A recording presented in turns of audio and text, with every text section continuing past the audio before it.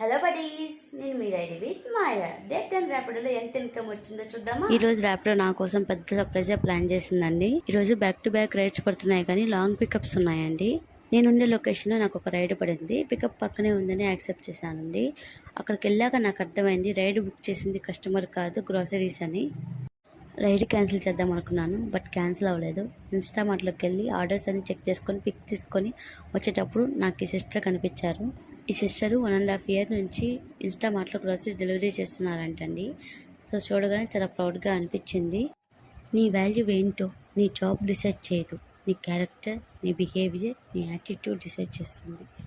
Society ఎప్పుడు ఏదో ఒకటి అంటూనే ఉంటుంది, కానీ మన రెస్పాన్సిబిలిటీస్ ఈ సొసైటీ తీసుకోదు.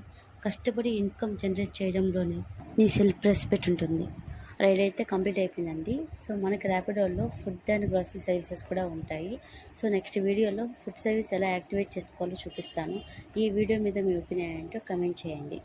ఈరోజు మార్నింగ్ 9కి స్టార్ట్ అయ్యానండి. 5:30కి స్టాప్ చేశాను. 20 ఆర్డర్స్ కంప్లీట్ చేశాను. అరౌండ్ 60 to 70 kilometers వరకు తిరిగానండి. సో రైడ్ విత్ మాయతో మీరు కూడా నాతో కలిసి ట్రావెల్ చేయండి. Thank you.